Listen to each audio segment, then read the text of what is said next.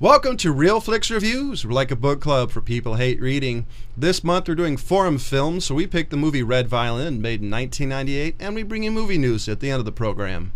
This week we have Jonathan Charney, James Stevens, and the man who's known as the Cadaver Whisperer, Ryan Preston.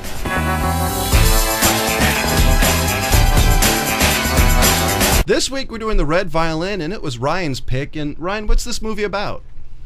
Okay, well, the IMDb the IMDb description says, perfect red-colored violin inspires passion, making its way through three countries over several owners, and making its way through, 3 centuries. 3 centuries over several owners and countries, eventually ending up at an auction where it may find a new owner. Or, as I like to just really describe this movie as, the story, or the life of one woman lived through a violin. Not a bad one. Yeah, that's actually that's a lot more accurate than the IMDb description. It's better than Passion is Timeless. It kind of doesn't exactly bury the lead, though, when you write that in the IMDb description. Yeah. True. You know, I'm going to kick this one off. I was appreciative of the fact that IMDb did not have anybody as a starring role in this movie, because there really is no starring role. Well, the starring role is the instrument itself. Exactly. Right. That's the only common thread throughout this entire movie. That's the common. There's no actor that you see in every scene. There's only the violin that is basically in every scene. Mm-hmm. Right, and it's really only tied together sort of by the tarot card reading. But I mean, again, it's not a main character. It's more just a catalyst. Yeah, the violin. No, the tarot card reading is a plot device. Yes. The only thing that I see is one of the things that I find really cool about this movie is that the actors are only there to move the story along, to get the violin from one place to the other. That's it. Right. And if you actually look at the posters that they had out, they had Samuel L. Greta Scacchi or whatever, Josh Fleming, Don McKellar. Those are just the reason why they even had those people on there is because those are names that you can recognize. Mm-hmm. Right. Other than that, I mean, especially the reason that Sam Jackson is like the highest billed person in this movie. Yeah. And I mean, he wasn't even really a top actor. I mean, I think he had less movie time than the little kid. Oh yeah, well I was actually going to bring up later, but I mean this was back when Sam Jackson hadn't gone all Sam Jackson on everybody. You know what I mean? He became sort of a parody of himself after many years, and this was really back in the day when he was a really good actor. Yeah. I mean, you saw him kind of, as John and I said, you know, he kind of pulled the Pulp Fiction like once or twice in the movie, but all in all, really, he didn't have that many lines to deliver. Well, the character is more of a toned-down version of the one he normally plays.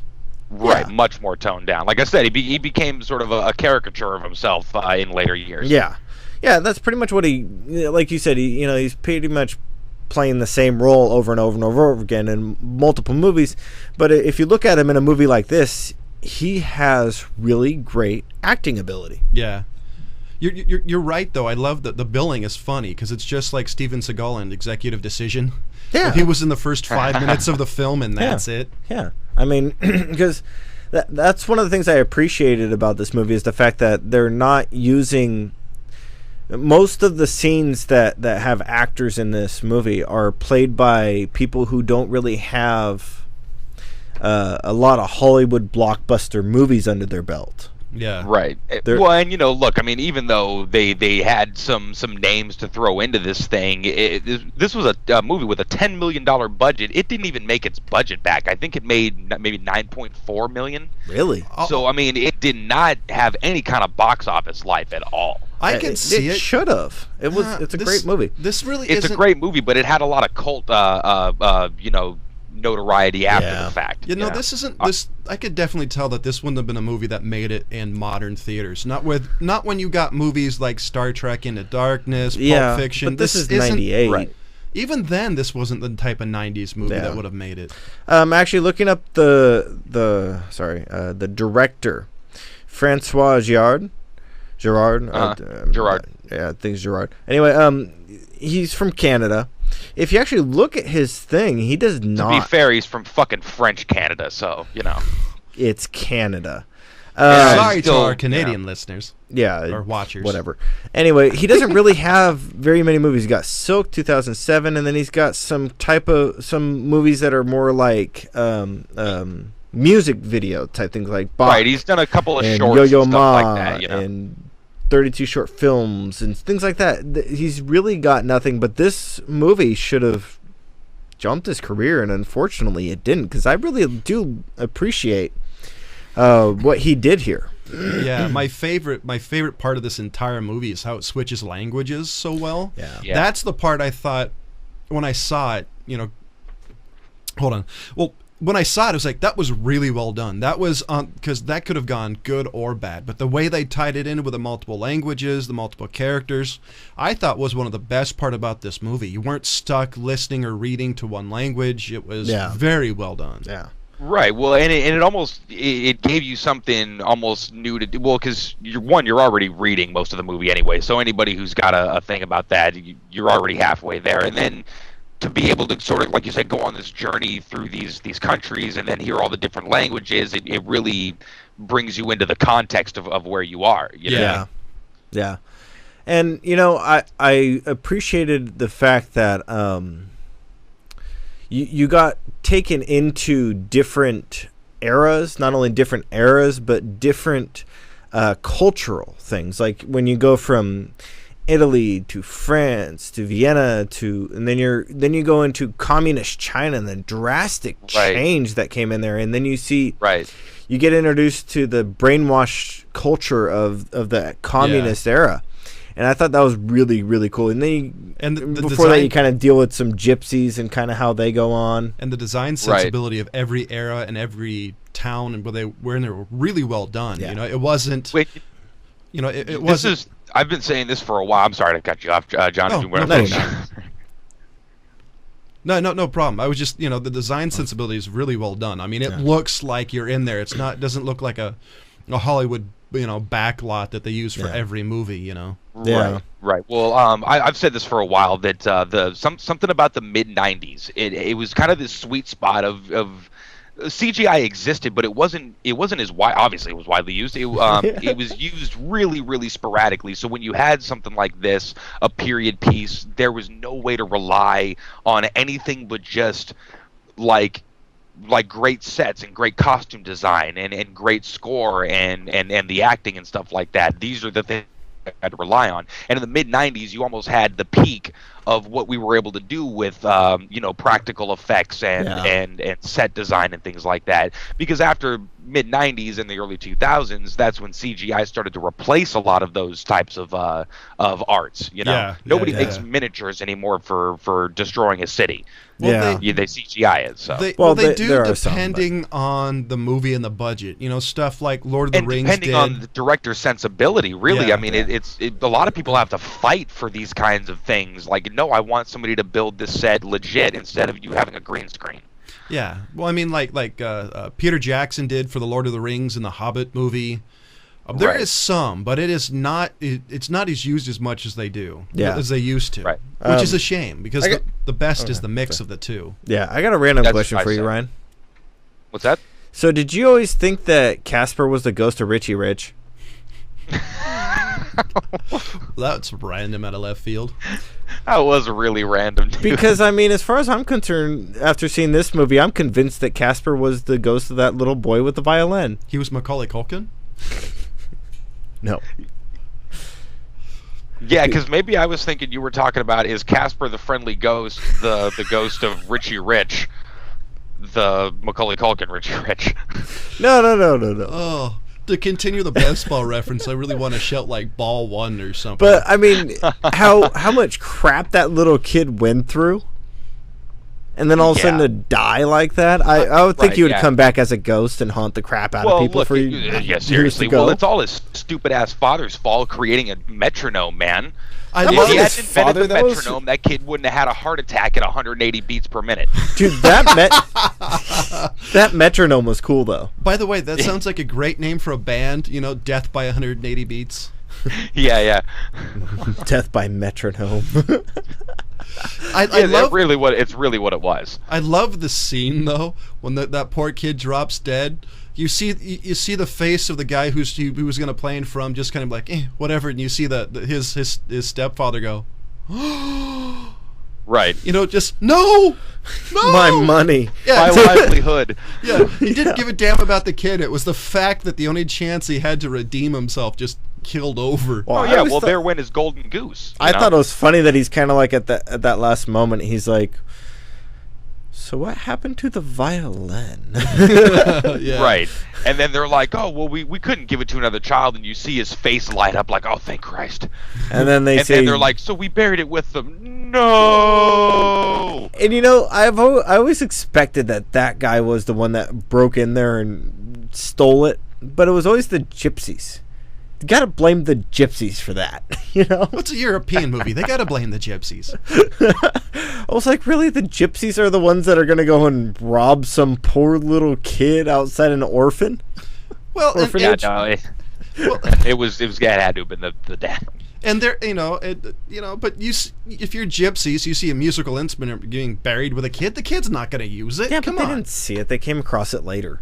So they just started digging up random graves? So hold on. Hey, there's no dignity in death anymore. Are you saying it... You would know. The movie implies that it was the gypsies. Do you think the dad actually came, broke open the grave, took it, and sold it to the gypsies? I felt the movie implied that he did it. And then sold it because he had bills. I actually agree with that. I don't know. I kind of blame the gypsies. But why wouldn't he sell it to the guy who wanted it? I mean, why sell it to gypsies instead of the guy who would have given you a lot more money? Exactly. That's the only question I have. So that's why I say the gypsies did it. Because I mean that what John just said. He's not going to get a lot of money from the gypsies. The gypsies, I just think, just travel through and we're like, hey, there's a grave there. Let's go grave robbing. So right. What did you think, excuse me, of Ian Fleming's role? I thought out of all of them, I thought that was the most random. The Satan? Well, just to the fact that he's there practicing, getting inspiration, and the people are by the door going, I don't know whether to call the cops or continue listening.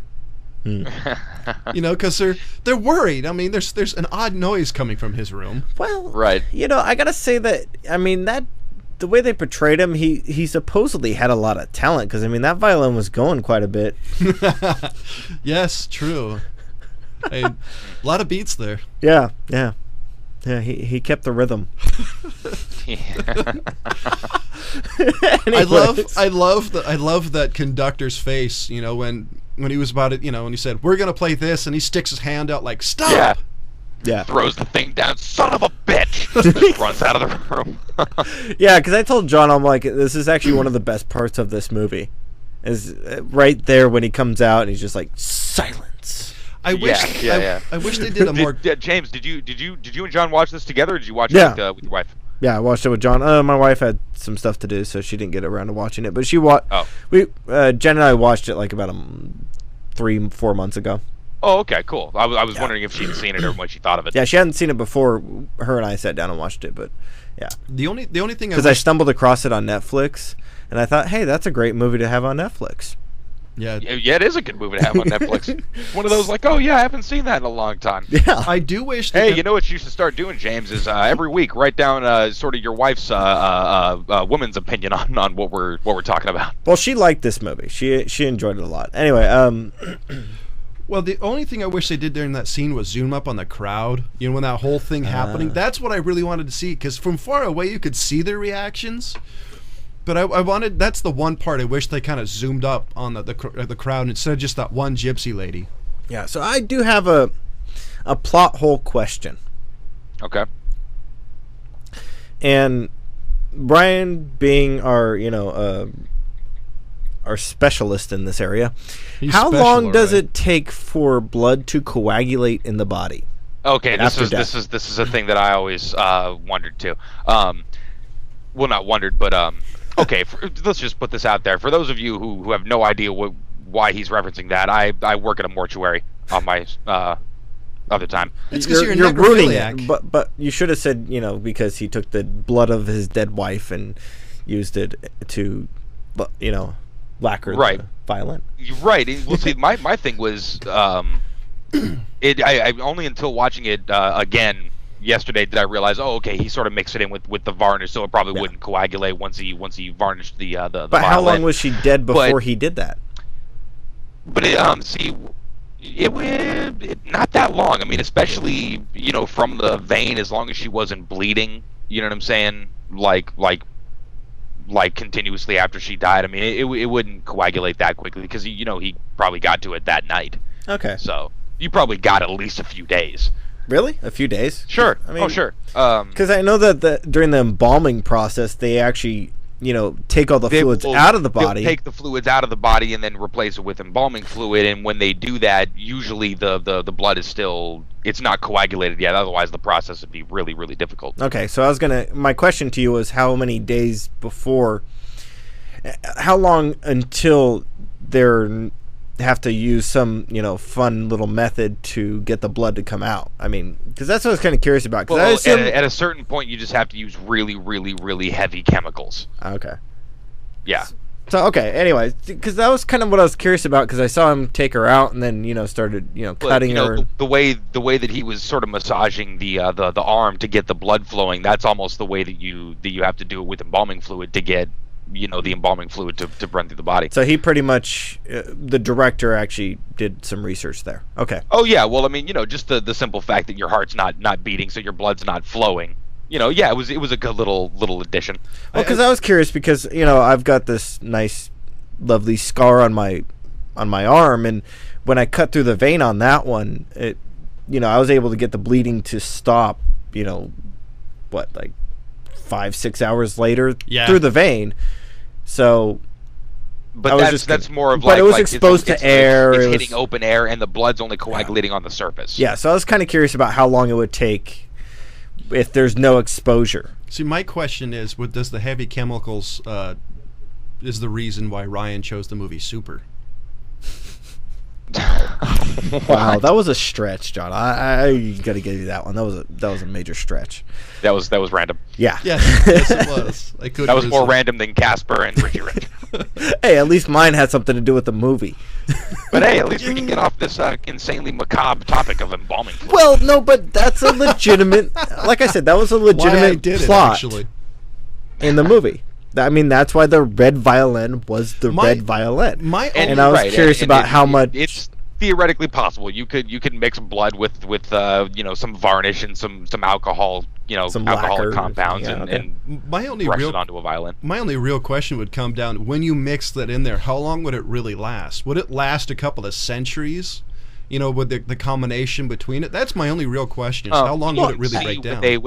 When they actually did like close-ups of the violin, I thought it was actually a nice touch that you can see the way that it was flaking off was a little abnormal for usual varnish. It was a little thicker. Yeah. Yeah, and it was the way that it was coming off. I mean, over the years it had obviously worn down, and that's why there was sections of it that were really still red, and then there was faded areas, and then there was areas with no varnish. Well, see, it looked to me that almost somebody had revarnished it, because if you take a look, it had like the standard like varnish color on it, and then you had the part with the blood with a little more reddish tinge. It looked like it had been previous. I think that might have just been sort of the varnish and the blood maybe separating over time, and I don't know why I'm actually getting scientific on this. It's a goddamn movie.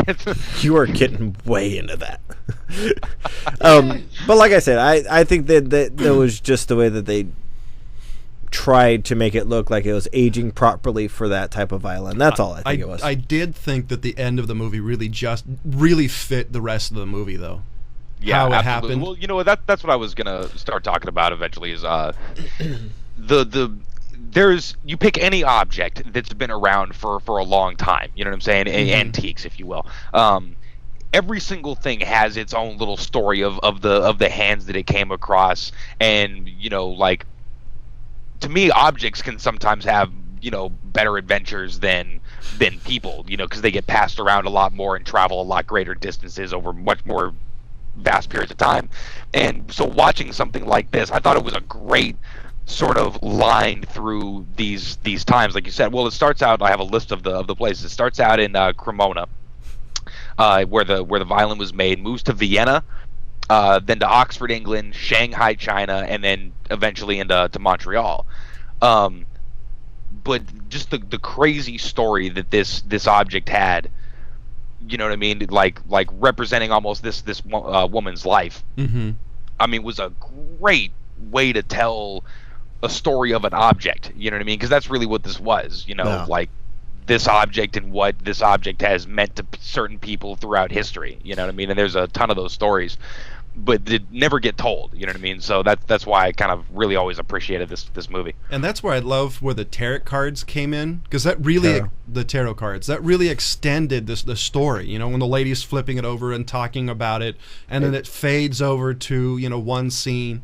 It goes back. She flips another. I thought that was really well done. How it extended it to the story. Yeah. Well, it broke it down in sort of these little sections. You know, the cards kind of being the different acts of the play, if you will. You know. Yeah. Exactly. So here's my question: is your pick, Ryan? What do you give this movie?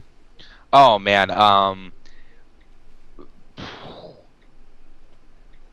Why can't we do freaking half numbers? Sorry, no because it's point. a slippery slope. It is a slippery slope. A really, really solid 4. I can't watch this movie all the time, but sort of like it's one of those, like, if I find somebody, oh, you've never seen this movie? Oh, well, let's watch that one. I'd love to watch it with somebody who doesn't see it, who hasn't seen it before. What about you, James? I agree. I'd give it a 4. I was kind of kicking around with a 3 on it this morning, but all in all, it's just a solid 4, like Ryan said. There's no reason not to give it a 4, other than just to kind of nitpick at it. But all in all, it's a great movie. I agree. I give it a 4. I was originally thinking about a 5.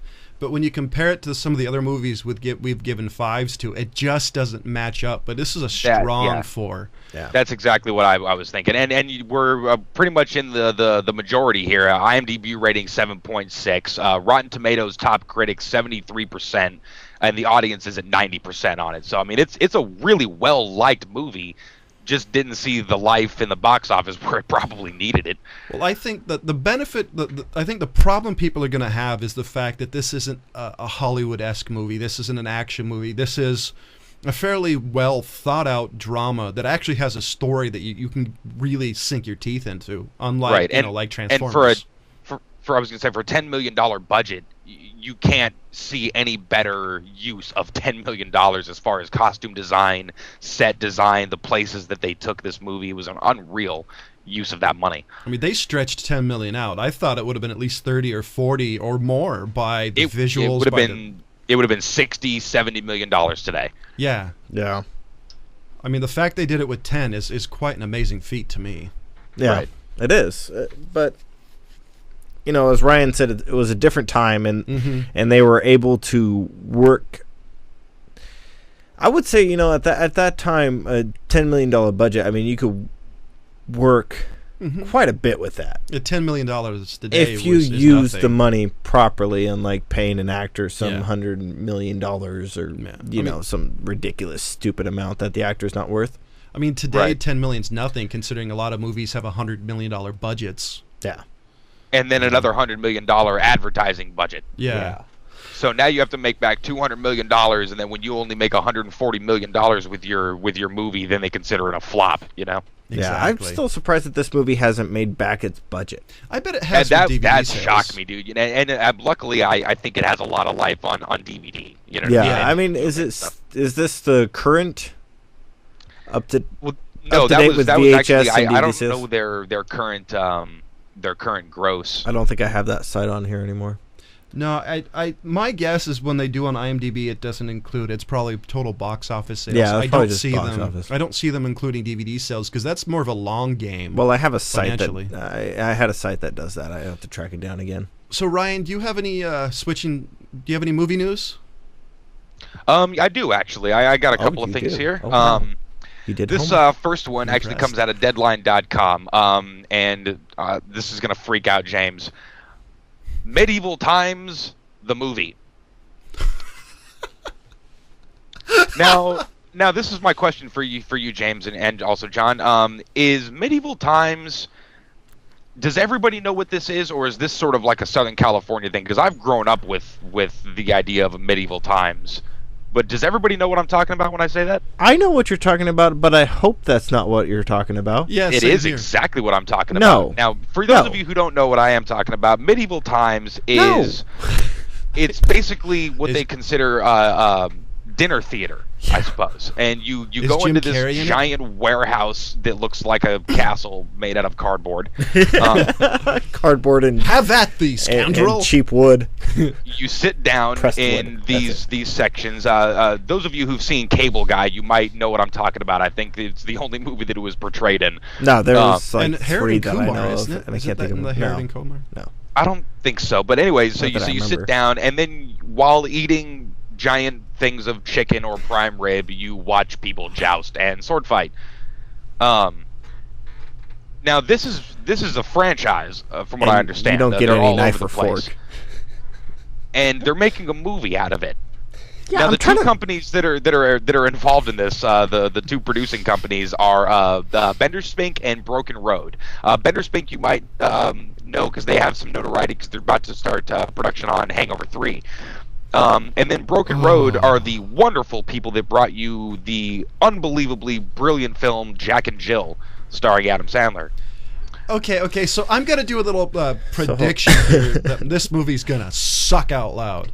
The fact that what they did was these two companies got involved with the Medieval Times franchise and started shopping around to a bunch of studios saying, "Hey, we're gonna make a movie out of this." I can't wait for Denny's the movie. Okay. Or I know McDonald's, The Clown's Revenge.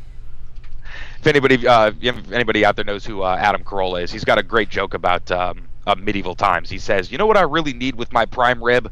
Tournament." Exactly. So the fact that nobody goes to these things in real life, so the fact that they can think that they can make a movie out of the franchise, this is driving me crazy, man. See, I'm totally down for a good movie about dark ages and medieval times, but why doesn't it have to be about a horrible restaurant? Hold on. Now, I actually wanted to do the one in Las Vegas. I thought that'd be a cool one. I didn't get a chance to when I was down there. But have you ever heard of a movie called The Wild Hunt, Ryan? No. This is a Canadian movie. Hold on, I got it, John. Well, you're probably going to look it up anyways. And its tagline is, "It's no longer a game." This movie was about the role-playing people who do the elves and, they have these little things. And then they sit there and fight with their fake swords. And then through the movie, actually, people take it too seriously and start killing people in the movie. But shenanigans. Yeah, shenanigans happen, and that's where they took it. Is that what they're going to do with this movie? I mean, because you're basically role playing with this. I don't know. I think that what they might be doing is just really banking on the popularity of things like Game of Thrones. You know what I mean? And then also in a world where back in the day, Pirates of the Caribbean was this insane idea that they were going to take a ride from Disneyland and turn it into a movie. And I saw that thing like 8 times in the theater. The first one kicked ass. So, yeah. I don't know, man. I don't know what they plan on doing with this. Well, they could make it anywhere near entertaining. But like I said, I think they might just be banking on the Game of Thrones sort of sword and sorcery resurgence that has come out in the past couple of years. The difference between something like this and Disney is you have Disney, which is the single largest entertainment corporation in the entire world, right, who has generations of people to bank on, right, versus a restaurant 1 in 100 people have actually ever seen in person. Right. Exactly my point. Okay. Like this is really where it's gotten to. Well, actually, this segues nicely into my second. Okay, hold on. I'm not done with this yet. Have you seen the movie Waiting? Do you remember that one? Which one? Waiting. The restaurant movie? Yes. Yes. They should do it like that. That would be awesome. That movie I would go see, especially if you hire somebody like Danny McBride and Seth Rogen and those kinds of people to jump on board. If they do like a background of like what goes behind the scenes, right, that would be more entertaining than them trying to do it like Game of Thrones. But they're gonna do it like Game of Thrones. Why? I mean, that makes absolutely no sense because it's a restaurant. It's a chain of restaurants where you sit down and you watch these guys fight each other. Because it's a theme everybody's interested in. Oh, but James, dude, dude, if they make this movie a comedy, I will go opening effing day. Well, You see what I'm saying? Well, here's the thing. I think James is right. There's a huge chance of that because if you see the two movies that people have done, I think there's a large chance this is going to be a comedy. But I see. Oh man, but yeah, I suppose Hangover 3 and Jack and Jill. I mean, come on. I suppose so. As long as they don't bring back the goat. I mean, come on. The Hangover the Hangover franchise is milked being hung over by two movies. If you guys haven't seen the movie Waiting, go watch Waiting. No. And then tell me what you think about the goat. No. I have no desire. Brian knows what I'm talking about. But if James, if they do that, if they do the Waiting version of Medieval Times, it's really going to depend entirely on casting. That's true. Okay, your other bit of news, I'll let this one go. Again, this will bring me nicely to a halt. Nicely to a halt. Thank you very much. No, I've been obsessed with what movies are being remade or talked about being remade lately. Oh, please don't. So be what I think it is. I picked basically a baker's dozen of shit that you would have no idea that's being remade, but it's more of just a cross section of how bad it's getting. You'd be surprised. Now these movies, the following movies, are in some form of production, whether it be pre-production or otherwise, or being written. All along the Western Front: Annie, Mad Max, Old Boy, Pet Sematary, Point Break, Child's Play, Dirty Dancing, Starship Troopers, Fletch, Neverending Story, War Games, and Time Bandits. And don't forget Gremlins. Okay, hold on. Gremlins. I didn't know about Time Bandits. Why Starship Troopers? And Dirty Dancing? Didn't they just redo that? We're not even reaching Havana back Nights. into like we used to reach back into the 50s to remake movies. You know, now we're reaching back 3.5 years. There's going to be a point where it's going to be like a bad freaking Spaceballs joke where we're watching the movie as it's being made. Okay, it's happening now. Now. Wait, but that happening now just happened now. So what's happening now? Oh man, it's like a retarded who's on first. Anyway. Oh God, I never thought of that. Anyway, no, but they redid Dirty Dancing like 3 times. Yeah, they did. Well, no, they've done 2. It's been the original, and they did Havana Nights. All right. Well, the original is bad enough. Sequel, so yeah. But hold on. Now let's get this down. Okay. I mean, they did. How many times did they redo Spider-Man within a 10-year period? Well, there's only been 4 Spider-Man movies. There's been 2 sequels and 1 remake, but the remake came less than 10 years after. Yeah, that's what I'm saying. So it could, and let's not even get into the Hulks. Right. So it could be that the studio's not happy with what was done with the first one. Can't they wait another decade before they reproduce it? I don't know. I'm kind of excited about the Child's Play. I'll be honest, I really like Starship. After 6 movies, you're really excited about the remake of it? At least it's not phantasm. Hold on. If they're doing the original, I didn't think the original was done that well. Oh man, I thought the original was freaking hysterical with the mom from Seventh Heaven in it. It's funny, but I mean, I think that they could have done it better. I mean, there was kind of a little bit of rush things in there. I got an idea. Why don't they mix Child's Play with Chucky? Hold on. Now, if they do what? It just registered what he just said, and I'm about to throw something at him. See, I did it on purpose just to see what James would say. Now, they rush things. Like if they got like, I don't even want to mention that movie anyway. But if they did what they did with Halloween 2, with this new Child's Play, they got hope. You know, kind of do a little background on him. Because, I mean, he just all of a sudden shows up and knows, like, voodoo and how to transfer his body to a doll. Really?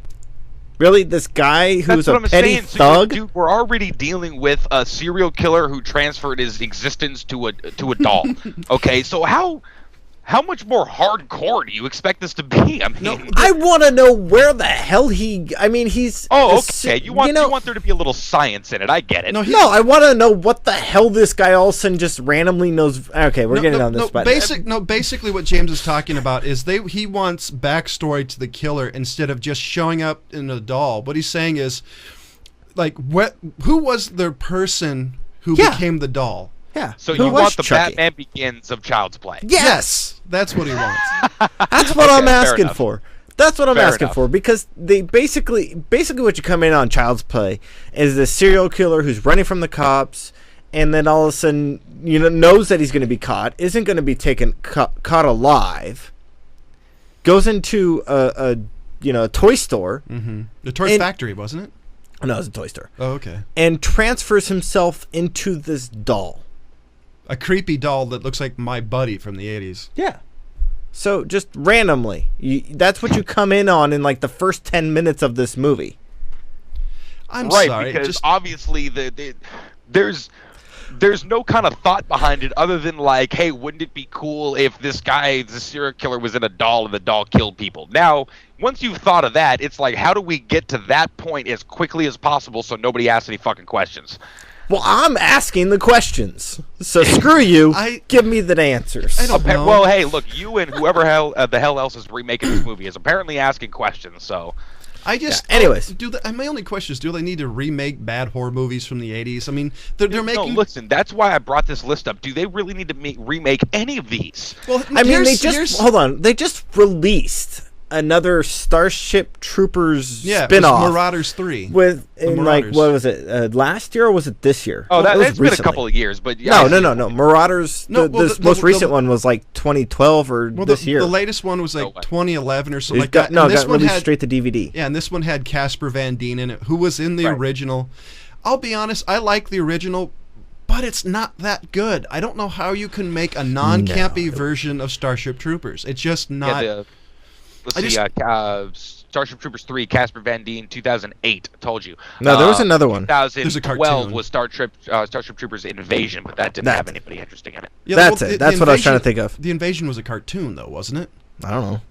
I just don't see. I didn't bother watching it because I bothered watching Marauders. Yes, it is an animated. You see, here's the thing. Okay. I just don't see how they could redeem a franchise that wasn't redeemable to begin with. Now, the first Starship Troopers kicked ass, but why franchise it, I have no idea. Now, why continue to do a franchise or think that it...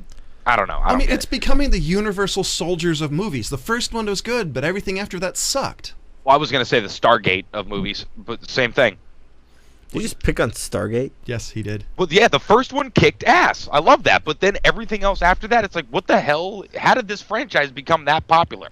Come on, MacGyver's in it, dude. He can MacGyver anything. Oh, jeez. Anyway. So, ladies and gentlemen, running up towards the end of the program, we're actually 7 minutes over. Oh, because they were over. Yeah. Next, I got distracted by Chucky. Yes. Child's Play. And whatever. My bad joke. So, which movie have we decided to do for Into Darkness? So next week's movie, our theater pick is Star Trek Into Darkness, which is the new... Damn right it is. The J.J. Abrams movie. Who this, I think, according to what I've read, this is possibly his last Star Trek movie before going into Star Wars. Well, probably. I think he's going to be a little busy. Well, the rumor has it he's going to produce the next Star Trek. Maybe. Well, that's fine, but I mean, you could produce something and sort of phone that in, you know? Come on, I've seen directors phone in that, so how hard can it be? True. So, ladies and gentlemen, I gave the movie a 4, James gave the movie a 4, and Ryan gave it a 4, and we'll see you next week. Goodbye.